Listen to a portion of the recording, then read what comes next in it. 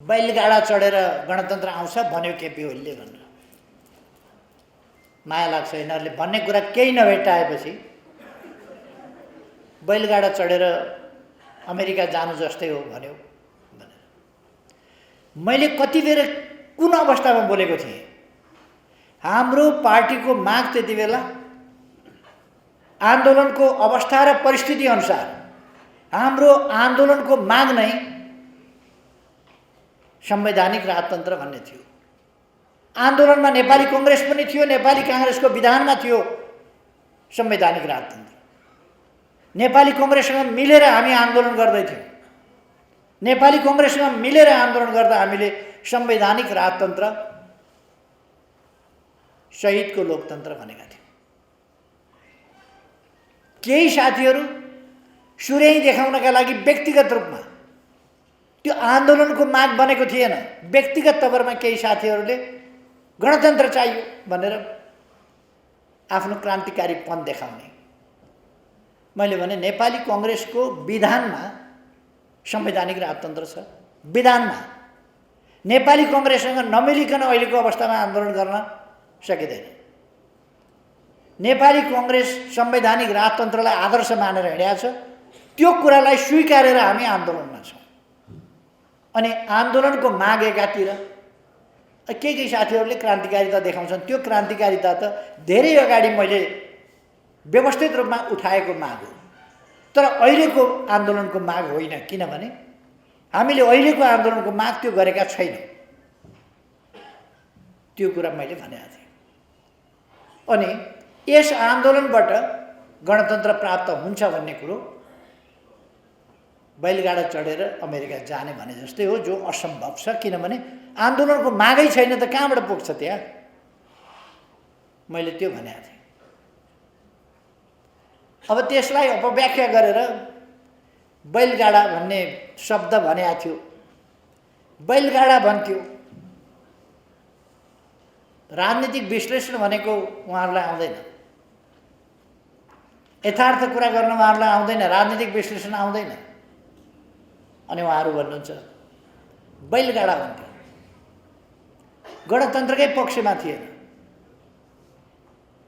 उहाँहरू जस्तो लुकेर ज्ञानेन्द्र कहाँ गएर राति राति रक्सी खाएर लोकतन्त्रका विरुद्ध षड्यन्त्र गर्ने बानी मेरो छैन। मैले नभनेको। ज्ञानेन्द्र कहाँ गएर राति राति लुकेर कतिपल्ट रक्सी खानुहुन्छ? मेरो त्यो बानी छैन। त्यस्तो लुकी चोरी कामहरू गर्ने आदत छैन। म जे भन्छु, जे गर्छु खुल्ला गर्छु, पारदर्शी ढङ्गले गर्छु।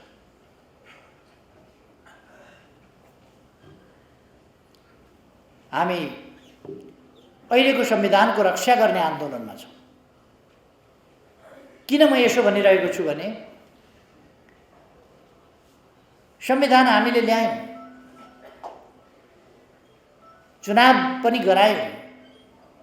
तपाईहरुलाई थाहा होला संविधान ल्याउन कति गाह्रो परेको थियो। कति गाह्रो परेको थियो। अघि भर्खर भाषण सुने मैले। संविधान ल्याउँ ल्याउँ भनेर भन्ने यो प्रचण्डलाई किन खेदेको केपी ओलीले? संविधान ल्याउँ ल्याउँ उहाँले भनेको अरे र मलाई सम्झाएको अरे संविधान ल्याउन प्रचण्डले। प्रचण्डलाई हिंसात्मक आन्दोलनबाट शान्तिपूर्ण आन्दोलनमा डोर्याएर ल्याएको हामीले हो। संवैधानिक बाटोमा डोर्याएर ल्याएको हामीले हो। उहाँ त सत्तामा पुग्ने सिँढी बनाउनका लागि दुनियाँका छोराछोरीलाई आवेश उत्तेजनामा ल्याएर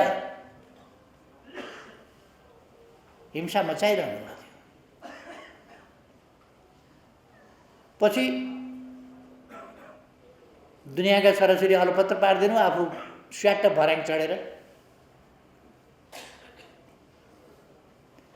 सिक्लेसबाट हेलिकप्टर चढेर काठमाडौँमा ओर्लिएका दिनदेखि उहाँको अवतार परिवर्तन भएको होइन। खै हामीले बडो कठिनले संविधान ल्याएका हौँ, बडो कठिनले। अनेक शक्तिहरूले ल्याउन नदिँदै खोज्दै रोक्न नदिएर संविधान ल्यायौँ।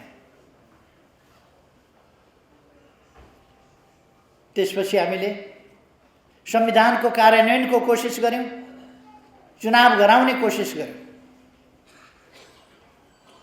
त्योभन्दा अगाडि तपाईँहरूलाई सम्झना होला, संविधान सभाको चुनाव त गराइयो, संविधान सभालाई संविधान बनाउन नदिएर 4 वर्षमा भङ्ग चाहिँ कसले गरेको थियो? म उहाँलाई सम्झाउन चाहन्छु, एकपल्ट यसो सम्झिनुहोस् त, कसले भङ्ग गरेको थियो? प्रचण्ड र बाबुरामले भङ्ग गरेको होइन संविधान सभा, समाप्त पारे होइन, फेरि मुस्किलले संविधान सभाको चुनाव गरायो।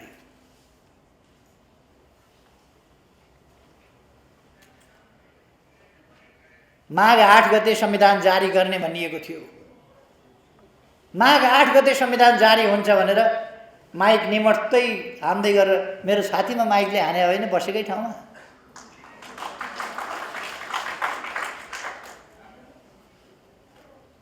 मैले त त्यो सबै हलाल पिए चाहिँ पिएर संविधान बनाउन लाग्यो। फेरि निर्वाचन गराउन लाग्यो, बडो मुस्किलले निर्वाचन गराइयो। अनि प्रधानमन्त्री बनाउनका लागि उहाँले हामीसँग एकता गर्नुभयो, पार्टी एकता गर्नुभयो, एकीकरण गर्नुभयो। एकीकरण गरेको अहिले त के भन्नुहुन्छ? केपी ओलीलाई एकीकरण गरेर एकता गरेर प्रधानमन्त्री बनाउने म भनेर उहाँले मेरा लागि एकता गर्नुभएको हो। अब जुन हालत हुनेवाला छ त्यो त पोरपरै भइसक्थ्यो उहाँको। अब जे हुनेवाला छ चुनावमा त्यो अघिल्लै चुनावमा भइसक्थ्यो। मैले अस्ति नै भनिसकेँ, 2 अङ्कको सिट ल्याएर देखाउनुहोस् न तपाईँहरू। अहिले देश एउटा गम्भीर मोडमा छ। अदालतलाई धम्की दिन खोजिएको छ।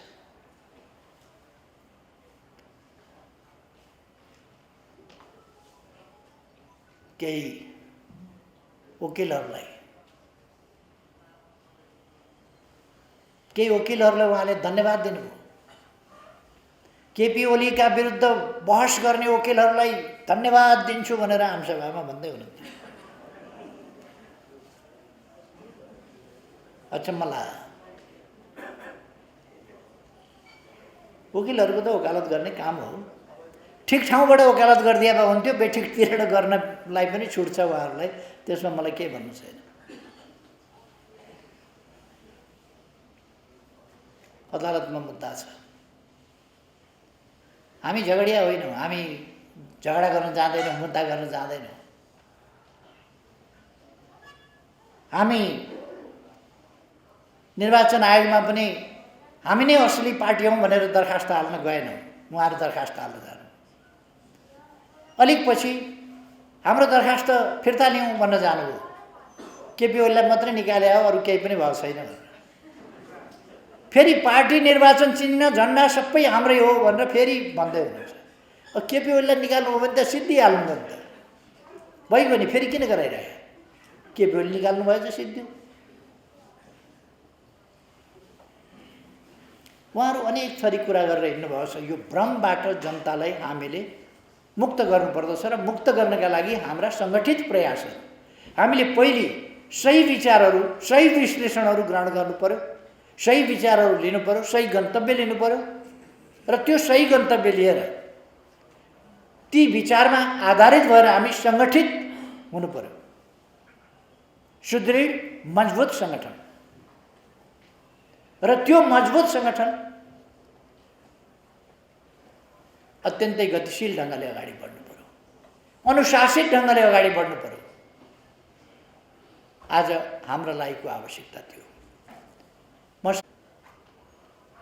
मार्क्सवादी दर्शनबाट निर्देशित छौँ हामी, मार्क्सवादी लेनिनवादी सिद्धान्तबाट निर्देशित छौँ हामी। मदन भण्डारीका सामयिक विचारहरूमा आधारित जनताको जनवादबाट निर्देशित छौँ हामी।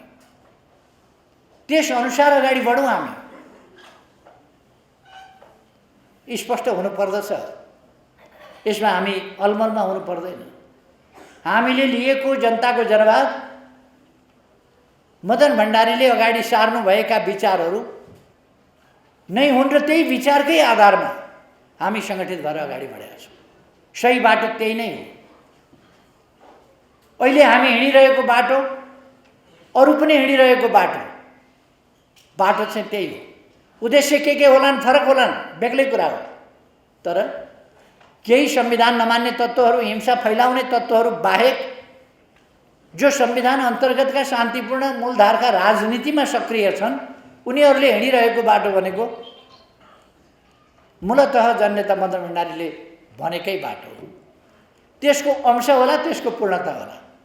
हामीले हिँडिरहेको बाटो मदन भण्डारीले अगाडि सारेका विचारहरूको सम्पूर्णताको बाटो हो। अरूले हिँडेको अलिक अंश समात्या होला, तर त्योभन्दा बाहिर अरूका पनि सोचहरू चाहिँ छैन। हाम्रो जस्तो उहाँहरू पूर्णतामा पुग्नुभएको छैन। हामीले ती विचारहरूलाई लिएर सुदृढ सङ्गठन, अब पार्टीमा हिजोको जस्तो व्यक्तिका गुट, समूहको पार्टी, समूहको मोर्चा जस्तो पार्टी यो होइन। अब हाम्रो पार्टी एक ढिक्का पार्टी हो। उहाँहरू अलिकति जानुभयो, उहाँहरू अलग भएर जानुभयो। यद्यपि हामीले निकालेका छैनौँ, पार्टी फुटको घोषणा भएको छैन, केही पनि छैन। उहाँहरू अलग भएर जानुभएको छ, उहाँहरू उफ्रिरहनु भएको छ। केही बसहरू परिचालन गरेर अलिअलि मान्छे आज जम्मा पनि गर्नुभयो त्यहाँ देशभरिबाट। देशभरिका उहाँहरूका मान्छे भेला गर्दा हामीभन्दा अलिक धेर गरेका छ। अहिले यहाँ एक सेक्टरको भेलाभन्दा अलिक धेरै छन्, देशभरिबाट जम्मा गरे हो। हामीले उहाँहरूलाई निकालेको छैन। तर आन्दोलनले एउटा शुद्धिकरण खोजेको थियो। तपाईहरु विचार गर्नुस्, यो यसभन्दा अगाडि यो 3 वर्ष जसरी पार्टी चलेको थियो के पार्टी त्यसैगरी चल्न सक्छ? टेलिभिजनमा हेर्नुभयो भने अरु भेटिदैन। एक दुई जना बुद्धिजीवीहरू हौ भन्नेहरूले हामीलाई गाली गरेर देखिन्छ, नत्र भने पार्टीकै नेताहरू गएर पार्टी नेतृत्वका विरुद्ध, पार्टी नीतिका विरुद्ध, पार्टीले गरेका कामका विरुद्ध, सरकारले गरेका कामका विरुद्ध, सरकारको उचित्तो काटेर आलोचना गरेको हुन्छ, विरोध गरेको हुन्छ, निन्दा भण्डाफोर गरेको हुन्छ, भर्त्सना गरेको हुन्छ पार्टीका नेताहरू गएर। त्यसै गरेर पार्टी चल्छ। त्यस्तै हुन्छ पार्टी। संसारमा अस्ति हाम्रो पार्टी जस्तो थियो त्यस्तै पार्टी चलेको संसारमा कहीं देख्नुभएको छ तपाईहरुले? त्यस्तो पार्टी कहीं देख्नुभएको छ? छेउैमा बसेको अध्यक्ष, दोस्रो अध्यक्ष, उनले पार्टीका विरुद्ध, सरकारका विरुद्ध आफ्ना सम्पूर्ण साधन स्रोतहरू परिचालन गर्छ। यस्तो देख्नुभएको छ तपाईहरुले? कुनै पार्टीमा? यतापट्टि भएको वरिष्ठ नेता, अर्को वरिष्ठ नेता पार्टीको विरोधमा बाहेक बोल्दै बोल्दैन। पार्टीको समर्थनमा कहिले बोलेको सुन्नुभयो तपाईहरुले? कहिले? सरकारले यत्रा राम्रा कामहरू गरेका छन्, ती कामहरूको पक्षमा बोलेको कहिल्यै सुन्नुभयो? कहिल्यै बोल्दैन पक्षमा। अनि पार्टी चल्छ। पार्टी थियो र त्यो पहिले नै एउटा संयुक्त मोर्चाको रूपमा, त्यो पनि कमजोर धरातलमा बनेको संयुक्त मोर्चा जस्तो। संयुक्त मोर्चामा पनि एउटा मर्यादा हुन्छ। त्यो मोर्चामा बसेपछि मोर्चाको सरकारलाई पनि विरोध गरिँदैन, समर्थन गरिन्छ। तर आफ्नै पार्टीको मुख्य सचेतक पार्टीको पक्षमा संसदमा बोल्दैन। कस्तो चल्या होला? मन्त्रीले सरकारको पक्षमा बोल्दैन। कस्तो सरकार चल्या होला? यसैगरी चल्थ्यो पार्टी, यसैगरी चल्थ्यो। पार्टी जस्तो थिएन र पार्टीले शुद्धिकरण खोजेको थियो। कहीं न कहीं गएर यो पोइन्ट आउँथ्यो, शुद्धिकरण आवश्यक थियो, हुनै पर्थ्यो शुद्धिकरण। अब पार्टी झैं चल्न थालेको छ। अब पार्टी एक ढिक्का छ। अब आधाले यता तान्ने आधाले यता तान्ने रथ जस्तो हुँदैन पार्टी, एकैतिर तानिन्छ। हाम्रो सिङ्गो पङ्क्ति एकैतिर जान्छ अगाडि। हामी निर्वाचन सम्पन्न गर्छौँ, बहुमतको सरकार बनाउँछौँ, त्यसपछि सरकारमा हुनेहरू देश विकासको काममा जुट्छौँ, देशलाई सुशासन दिने काममा जुट्छौँ र सिङ्गो पार्टी मङ्सिर 2 गतेदेखि सुरु हुने महाधिवेशनमा लाग्छ अत्यन्तै स्वस्थताका साथ। यसमा खास प्रतिस्पर्धाको छुट हुन्छ, तर अस्वस्थ प्रतिस्पर्धा गर्न मिल्दैन। स्वस्थ प्रतिस्पर्धा। अब हामीले फेरि उही कुरा दोहोऱ्याइरहन दिन सक्दैनौँ। यस्तै घटना फेरि दोहोरिनु हुँदैन हाम्रो आन्दोलनमा, हाम्रो पार्टीमा। यो घटनाक्रम त सिद्धिँदै जाने हो, सिद्धिँदै जाने हो, सिद्धिँदै जाने हो।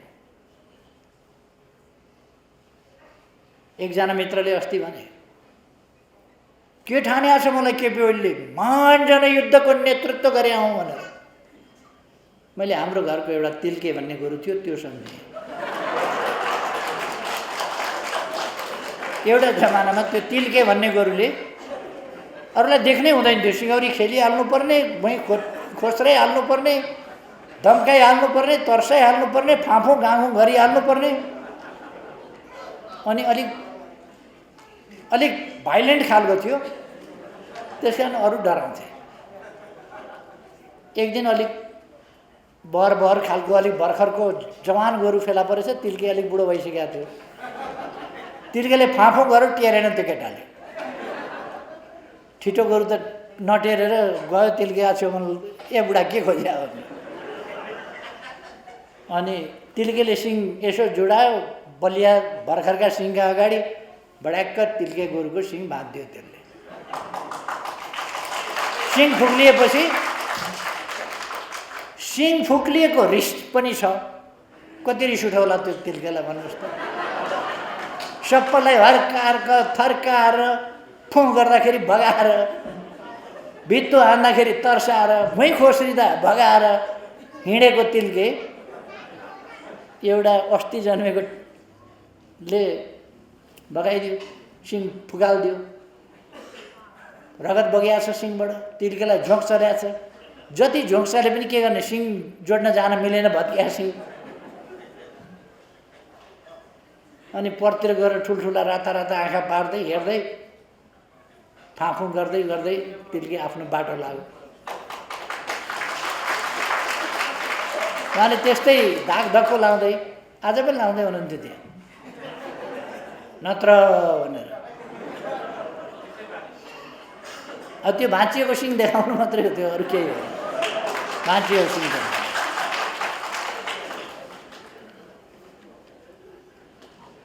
हामी उहाँहरूसँगको हाम्रो कुनै प्रतिस्पर्धै छैन, कुनै प्रतिस्पर्धा गर्नु पनि छैन।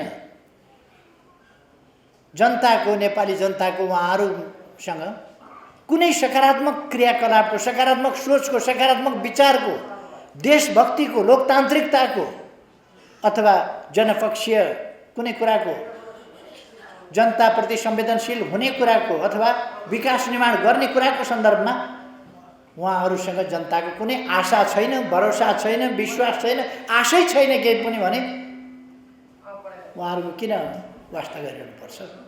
त्यसर्थ हामी अगाडि आफ्नो ढङ्गले बढ्दै जान्छौँ। हामीले बिल्कुल अनुशासित पार्टी निर्माण गर्नुपर्छ, बिल्कुल अनुशासित पार्टी।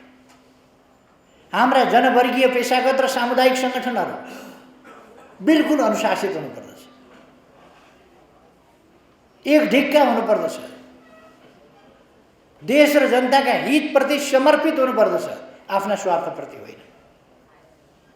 त्यस हिसाबले अबको आन्दोलन, अबको पार्टी, अबका सङ्गठन त्यस हिसाबले अगाडि बढ्नुपर्छ। सबैले मौका पाउँछ, अवसर पाउँछ, तर अस्वस्थ ढङ्गले अवसर लिने ओर्ने तरिका उहाँहरूको तरिका हो, त्यो उहाँहरूसँग गयो। एउटा राम्रै सायद इतिहासले यो एक दिन त खोजेकै थियो, यति बेरै आयो।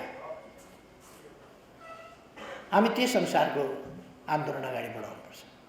म साथीहरूलाई आग्रह गर्न चाहन्छु, तपाईँहरूका समस्या छन्, तपाईँहरूका समस्या पेसागत क्षेत्रका समस्याहरू, विभिन्न सेक्टरका समस्याहरू मैले सुनेको छु। तर तपाईँहरूलाई थाहा छ मैले अलि पर्याप्त ध्यान दिन भ्याएको छैन।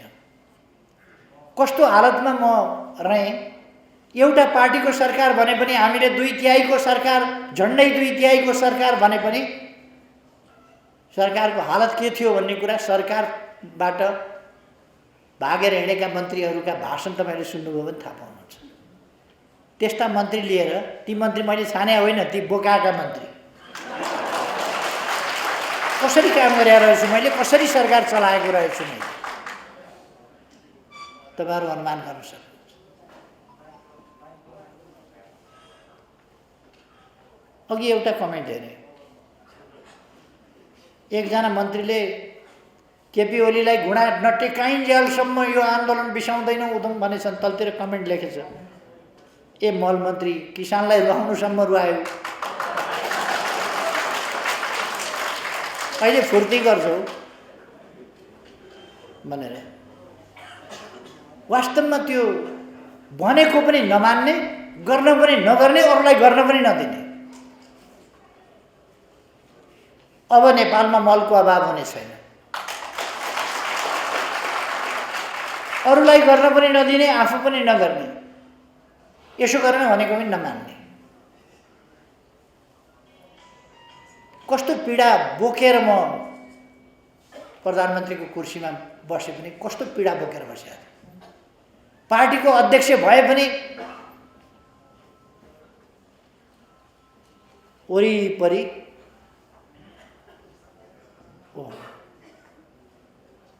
तमासा छ, तमासा। म देश बनाउने कुरा गर्छु, उनीहरू आफ्नो कुरा गर्छन्। मलाई पद चाहियो, मलाई यो चाहियो, मलाई प्रधानमन्त्री अहिले चाहियो, मलाई अध्यक्ष चाहियो। कस्तो केटाकेटीको झगडा जस्तो सुन्दैखेरि अचम्म लाग्यो। यो चाहियो, त्यो चाहियो, तत्काल चाहियो। एउटा प्रक्रियाबाट जाउँ। मैले फेरि त्यो मानेको हो। सधैँ एउटै मान्छेले चलाउने होइन। तपाईँहरू राम्रो काम गर्नुहोस्, महाधिवेशनपछि म छोडौँला, मलाई चलाउने मन पनि छैन।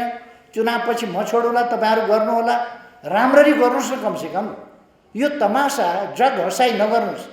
आन्दोलनलाई असफल बनाउने, सरकार असफल बनाउने, पार्टी असफल बनाउने, त्यो कुरा नगर्नुहोस्। मैले धेरै भने, पछि भनेको क्या हो क्या। अस्ति एकजनाले भने, एकजना नेतासँग,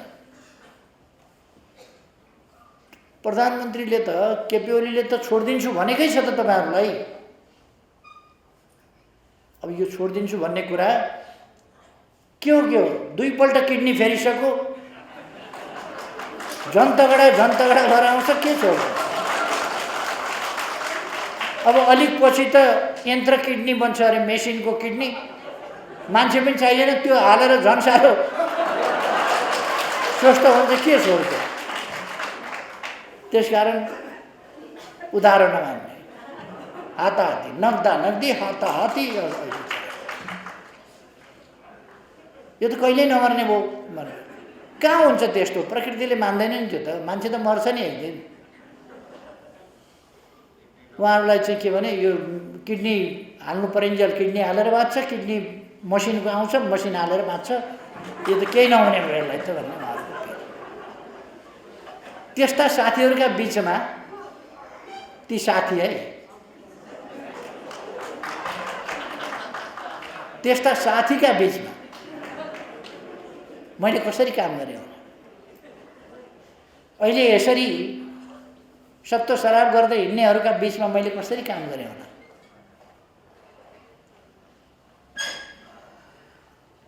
खै हाम्रा आफ्ना गन्तव्यमा हामी अब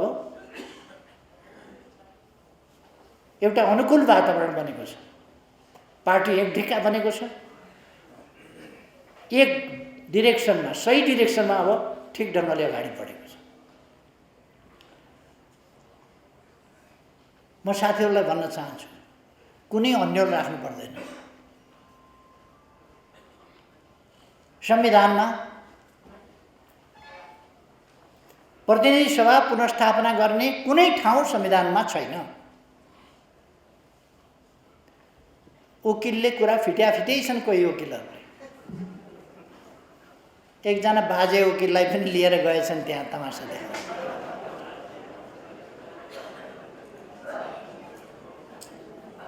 किन दुःख दिया हो बुढा मान्छेलाई?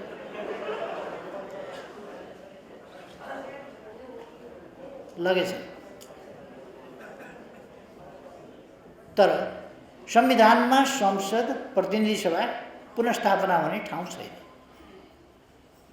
केपी ओलीले किन त्यसो भन्यो भने त्यही भएर विघटन गरेका छु अनि त्यही सही कुरा चाहिँ नभन्ने जनतालाई काम गर्न नदिएर विघटन गरे हो, त्यो कुरा नभन्ने। यिनै मान्छेहरू हुन् काम गर्न नदिने, त्यो यिनीहरूलाई नचिनाउने। मैले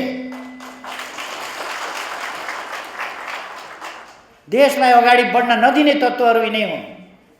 आफ्ना निम्ति, आफ्ना परिवारका निम्ति, आफ्ना नातागोताका निम्ति मरिहत्ते गर्ने मान्छे यिनै हुन्।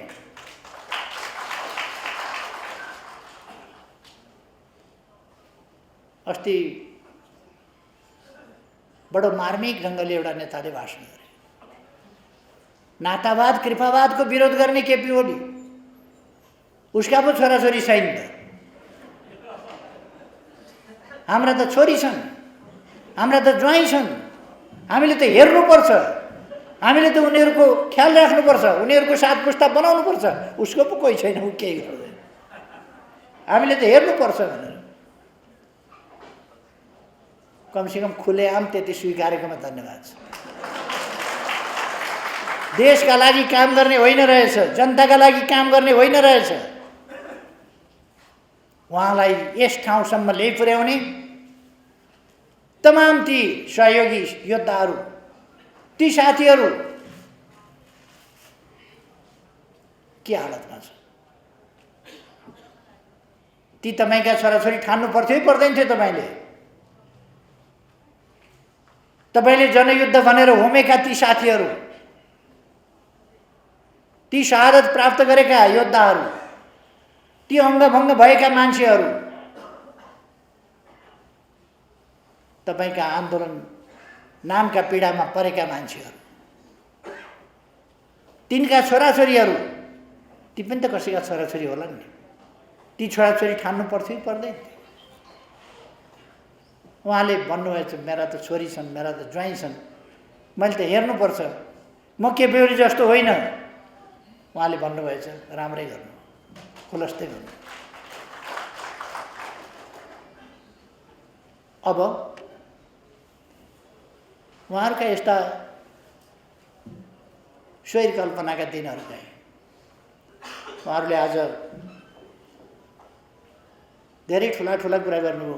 एउटा हिन्दी सिरियल आउँथ्यो, मुङ्गेर लाल के रङ्गीन सपने। धेरैले हेर्नु पनि भयो होला, मुङ्गेरी लाल के रङ्गीन सपने। हेर्नुभएको छैन भने त्यो अहिले पनि हेर्न पाइन्छ, युट्युबमा खोजेर हेर्नुहोस्। युट्युबमा सर्चमा गएर मुङ्गेरी लाल के रङ्गीन सपने हेर्ने बित्तिकै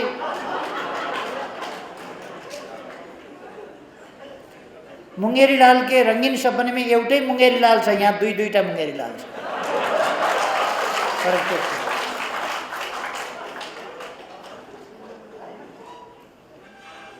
ती सपना देख्ने अरूका लागि होइन, आफ्ना लागि। मुङ्गेरी लालले पनि अरूका लागि सपना देखेन, आफ्ना लागि देख्थे। अनौठा अनौठा सपना देख्यो मुङ्गेरी लालले, तर अरूका लागि होइन, दुनियाँका लागि होइन, देशका लागि होइन, मानव जातिका लागि होइन, जनताका लागि होइन, आफ्ना लागि देख्यो।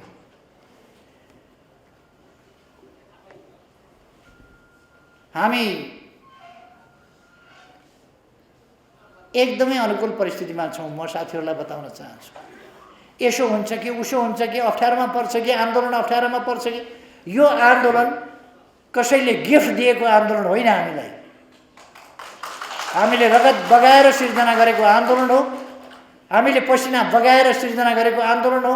हामी जेलनेल खटेर, पिटाई खाएर, यातना सहेर, निर्वासनमा गएर, भूमिगत गएर, अथवा जागिर खोसाएर, जागिर धरापमा पारेर, पेसा छोडेर परिवारलाई सम्झाउँदै बुझाउँदै गरेर कष्टको भुमरीमा छोडेर पनि निर्माण गरेको आन्दोलन हो। त्यसकारण यो आन्दोलन कसैले किस्तीमा राखेर गिफ्ट दिएको आन्दोलन होइन जो धरापमा परोस्। यो आन्दोलन कुनै कर्कलाको पानी जस्तो होइन। त्यो यसो हल्लियो हावा चल्यो कि फुत्रुक्क भैमा जाने त्यस्तो आन्दोलन होइन। यो आन्दोलन बलिदानबाट आएको आन्दोलन हो। त्यसकारण यो आन्दोलन कुनै धरापमा पर्छ कि भन्ने चिन्तै नलिनुहोस्। यता गए पनि उता गए पनि जे भए पनि यो होला कि त्यो होला कि यस्तो होला कि उस्तो होला कि भन्दै नभन्नुहोस्। अब चुनावको तयारीमा जुट्नुहोस्। चुनावमा जाने मैले भनिरहनु पर्दैन होला।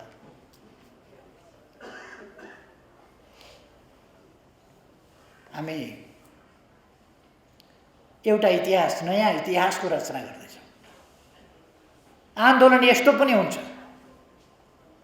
एउटा पार्टीबाट नाम चलेका नेताहरू बाहिरिएर पनि आन्दोलन जस्ताको तस्तै होइन, अरू बढी मजबुत हुन्छ भन्ने कुराको दृष्टान्त दुनियाँलाई हामी देखाउँछौँ।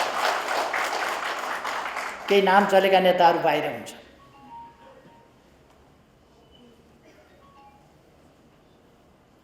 एउटा समय हुन्छ, जमाना हुन्छ। त्यो जमाना बुझ्न सकेन भने, चिन्न सकेन भने, समय परिवर्तन भएको थाहा पाएन भने, आफू आउटडेटेड भएको कुरा मान्छेले बुझेन भने त्यसलाई दशा लाग्छ। आउटडेटेड हुन्छ मान्छे, हरेकको आउटडेटेड हुने समय आउँछ। यी हाम्रा साथीहरू वैचारिक हिसाबले आउटडेटेड भए, उद्देश्यका हिसाबले आउटडेटेड भए। यिनीहरूको चिन्तनको विषय देश रहेन, जनता रहेन, मानव जाति रहेन, हाम्रा जनताले भोगिरहेका समस्या यिनका विषय रहेनन्। त्यसकारण हाम्रो ध्यान जनताले भोगिरहेका समस्याहरूबाट जनतालाई मुक्त गर्नेतिर जानुपर्छ। गएको छ। त्यसै कारण हाम्रो आन्दोलन सफलतापूर्वक अगाडि बढ्छ। उहाँहरूको आन्दोलन समाप्त हुन्छ किनभने उहाँहरूको विषय नै देश छैन, जनता छैन। जनताले भोगिरहेका समस्याहरू तिनको समाधान छैन। मानव जातिलाई कसरी एउटा शान्तिपूर्ण, सभ्य, सुखी, समृद्ध संसार बनाउने, त्यस कुरामा उहाँहरूको चिन्तन छैन। उहाँहरूले देख्नुभएको छैन। उहाँहरूले मेरा विरुद्ध प्रहार सम्पूर्ण रूपमा केन्द्रित किन गर्नुभएको छ? किन केन्द्रित गर्नुभएको छ तपाईँहरूले बुझ्नुहोस्। केपी ओली एकजना नभएदेखि अरूलाई करापकुरूप पार्थ्यौँ भन्ने उहाँहरूलाई लागेको छ। यद्यपि त्यो कुरा साँचो होइन। अरू साथीहरू पनि 101 हुनुहुन्छ, त्यो उहाँहरूले आन्दोलनलाई निमट्न सक्नुहुन्न, तर उहाँहरूलाई लागेको छ। त्यसै कारण केपी ओलीलाई हटाउन पाए, पन्छाउन पाए, केपी ओलीलाई बदनाम गर्न पाए, उसको चरित्र हत्या गर्न पाए, उसलाई जनताबाट अलग गर्न पाए, हामी फेरि आफू जनता अल्मल्याउने जादु त्यो लाउन सक्थ्यौँ भन्ने उहाँहरूलाई छ। मैले उहाँहरूको जादु चिनेको छु। जादु देखाउन खोज्नु भने भनिदिइहाल्छु, यो यहाँनिर यसो गर्यो। उहाँहरूको कुनै जादु लाग्नेवाला छैन। उहाँहरू बडो टुनामुना गर्न खोज्नुहुन्छ। ती टुनामुना मलाई थाहा छ, म त्यो टुनामुना हुन दिनेवाला छैन। त्यसै कारण उहाँहरू मेरा विरुद्ध केन्द्रित हुनुहुन्छ। यसले स्पष्ट पारिहाल्छ।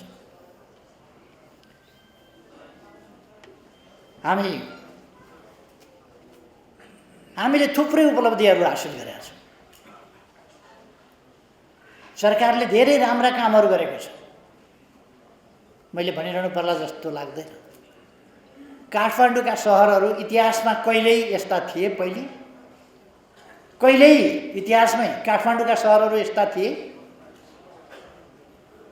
यो काठमाडौँका सहरको ब्युटिफिकेसन, बाटाहरूको ब्युटिफिकेसन यस्तो यो पुरा भयो भनेको होइन। सुरुवात हामीले गरेका छौँ र बडो सकारात्मक ढङ्गले सुरु गरेका छौँ। नयाँ ढङ्गले हामी अगाडि बढ्दैछौँ।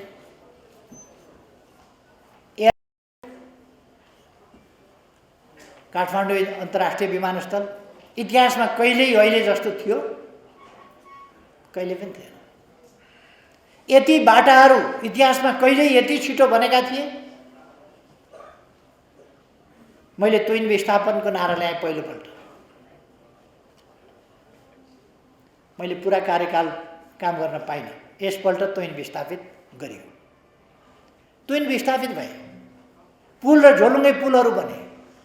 यस वर्ष मात्रै 400 भन्दा बढी, यस बीचमा भनौँ 400 भन्दा बढी झोलुङ्गे पुलहरू बनेका छन् यस बीचमा। ट्विनहरू विस्थापित भएका छन्। ट्विन विस्थापित हुनुको अर्थ गाउँमा दुर्गममा बसेका जनतालाई थाहा छ, त्यहाँबाट झरेर आफन्तहरू मर्दा घाइते हुँदा अथवा ट्विनले चेपेर औँला काटिँदा त्यसको पीडा के हुन्छ त्यो त्यहाँका जनतालाई थाहा छ। ट्विन विस्थापित हुँदा कति फाइदा भयो त्यो जनतालाई थाहा छ। अहिले बाटा कति बनेका छन्? गएको आर्थिक वर्षमा मात्रै 4 महिना, अन्तिमको 4 महिना कोभिडले ठप्प बनाइदियो। बाँकी 8 महिनामा 900 किलोमिटर कालोपत्र गरेका छौँ हामीले। 900 किलोमिटर डबल लेन, 4 लेन, 6 लेनका बाटाहरू गएको वर्ष मात्रै।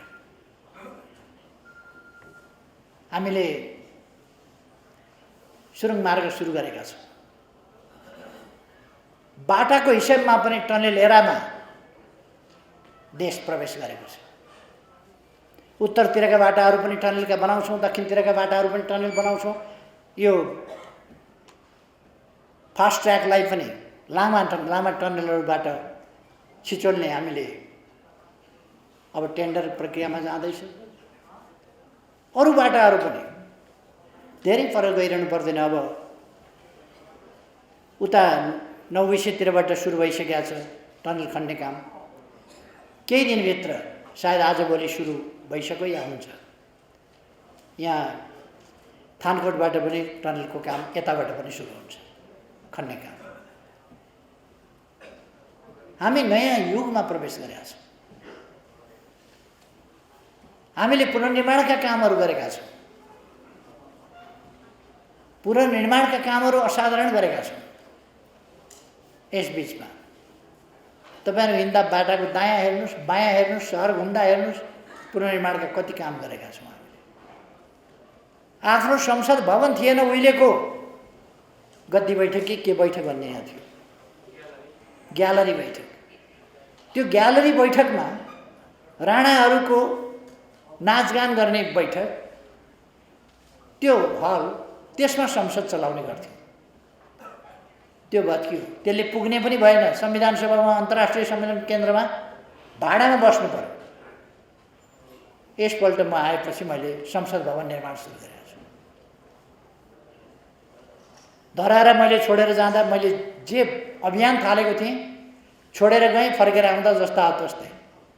अहिले तपाईहरु धराहरा तयार हुन लागेको धराहरा देख्नुहुन्छ। रानी पोखरी शिलान्यास भइसक्यो। अरू थुप्रै ठाउँहरू मैले भनिरहनु पर्ला जस्तो लाग्दैन। 7 लाख आवासहरू हामीले हस्तान्तरण गरेका छौँ। र हाम्रो पार्टी आफैमा, पार्टी पनि यस्तो पार्टी हो, भुइँचालो जाने बित्तिकै हामीले दिनमा 22,000 देखि 30,000 मान्छे दिनमा आवासीय ढङ्गले परिचालन गरेर 1 महिना लगाएर 27,276 वटा आवास, अस्थायी आवासहरू बनाएर पीडित जनतालाई हस्तान्तरण गर्यो। 27,276 वटा आवास। विश्वको रेकर्डमा त्यस्तो छैन कहीँ पनि। गिनिज बुकले पनि मन लाग्यो कुरा लेख्छ होला। यस्ता एउटा पोलिटिकल पार्टीले भुइँचालो जाँदा 27,276 वटा घर बनाएर हस्तान्तरण गरेको, 13,000 विद्यालय कलेजहरू बनाएर हस्तान्तरण गरेको एउटा पार्टीले 1 महिनाभित्र। यस्तो रेकर्ड विश्व इतिहासमा कहीँ पनि छैन। सरकारको 1 पैसा खर्च नलिकन, पार्टी कोषबाट 1 पैसा खर्च नलिकन, कार्यकर्ताहरू मात्रै परिचालन भएर यस्तो रेकर्ड छैन दुनियाँमा। 22,000 भत्किएका घरहरूको डेब्रिसहरू, त्यो भग्नावशेषहरू सफा गरेर त्यसरी काम गर्ने पार्टी हो। यो पार्टीले मात्रै सक्छ त्यो काम गर्न। त्यो क्षमता भएको पार्टी हो। त्यसै कारण यस पार्टीलाई जनताले विश्वास गरेका छन्। विकासको हिसाबले, निर्माणको हिसाबले, भिजनको हिसाबले, कसरी देश अगाडि लानुपर्छ भन्ने हिसाबले कोभिड-19 का विरुद्ध हामी काफी लड्यौँ। अब हिजो पहिलो किस्तामा हामीले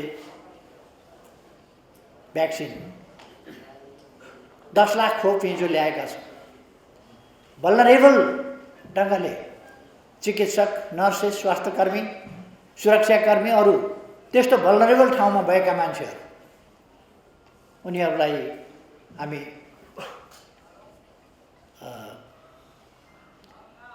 पहिलो प्राथमिकतामा वितरण गर्दैछौँ। 4,30,000 मानिसहरूको हामीले सङ्कलन गरिसकेका छौँ। 14 गतेबाट प्रारम्भ सायद होला खोप लगाउने कार्य। त्यसपछि अरू किस्ताहरू हामी ल्याउने प्रयासमा छौँ र छिटै ल्याउँछौँ र छिटै नै हामी देशलाई कोरोनाबाट मुक्त गर्छौँ। भ्याक्सिन उहाँहरू सारा बल लगाइरहनु भएको छ, कुदिरहनु भएको छ। केमा कुद्नु भएको, केमा कुद्नु भएको? हामी जनताका सवालमा कुदिरहेका छौँ, देशको सवालमा कुदेका छौँ, लोकतन्त्रका लागि कुदेका छौँ, भ्याक्सिनका लागि कुदेका छौँ, खाने पानीको सुविधा पुर्याउन कुदेका छौँ, बिजुली पुर्याउन कुदेका छौँ, अरू सुविधाहरू उपलब्ध गराउन कुदेका छौँ। सडकमा बालबालिका भेट्टायो भने तिनलाई लगेर व्यवस्था गर्ने कुरामा कुदेका छौँ। सडक सहयोगापक्षी मानवहरू भेटियो भने तिनको व्यवस्था गर्न कुदेका छौँ। गरिबहरूलाई रोजगारी कसरी दिने भनेर कुदेका छौँ। फुसका छानाहरूलाई टिनका छानाबाट विस्थापित गर्ने, आगलागीबाट जनतालाई जोगाउने, घरबार विहीनलाई जनता आवास मार्फत घर उपलब्ध गराउने त्यस अभियानमा लागेका छ। अब 1-2 वर्षभित्र फुसका छात्राहरू देशमा हुने छैनन्, टिनका घर मात्रै हुन्छ। यो अभियानमा हामी जुटेका छौँ। आवासविहीन कोही हुँदैन। जमिनको समस्या हामी 1-2 वर्षभित्र समाधान गर्दैछौँ। आयोग हामीले गठन गरिसकेका छौँ।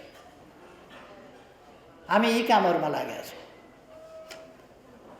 रुग्ण उद्योगहरू चलाउने, नयाँ उद्योगहरू स्थापना गर्ने त्यस काममा हामी लागेका छौँ। थला परेको पर्यटन व्यवसायलाई अगाडि कसरी बढाउने त्यसमा लागेका छौँ। कर्मचारीहरूका समस्या, शिक्षकहरूका समस्या, अरू युनिभर्सिटीका शिक्षक प्राध्यापकहरूका समस्या, अस्थायीका समस्या, करारका समस्यादेखि लिएर अनेक समस्याहरूको समाधान कसरी गर्ने त्यसमा हामी लागिरहेका छौँ। कसरी जनतालाई सुविधा सहुलियत दिन सकिन्छ त्यसमा हामी लागिरहेका छौँ। त्यसकारण म साथीहरूलाई आग्रह गर्न चाहन्छु, हामी महान उद्देश्यतर्फ अगाडि बढिरहेका छौँ। त्यो महान उद्देश्य हामी देशलाई शिरमा राखेर, जनतालाई मनमा राखेर, मानव जातिको सर्वोपरि हितका लागि, वातावरणप्रति सचेत रहेर, मानव अधिकारप्रति सचेत रहेर हामी अगाडि बढिरहेका छौँ। त्यसकारण म साथीहरूलाई आग्रह गर्न चाहन्छु, तपाईँहरू आत्मविश्वासका साथ अगाडि बढ्नुहोस्। आत्मविश्वासका साथ यो देश हामीले बनाउने हो, हामीले बनाउनुपर्छ, अरू कसैले सक्दैन। अरूसँग दृष्टिकोण छैन, विचार छैन। त्यसकारण हामीले हाम्रा अग्रगामी विचारहरू दिएर यस देशलाई समतामूलक, समृद्ध,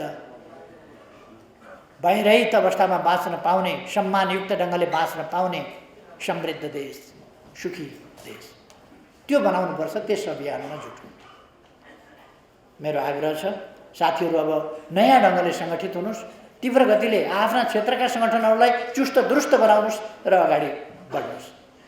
यही म आग्रह गर्न चाहन्छु र तपाईँहरूलाई गर्नुपर्ने सहयोग पार्टीले गर्नेछ, यति भन्न चाहन्छु।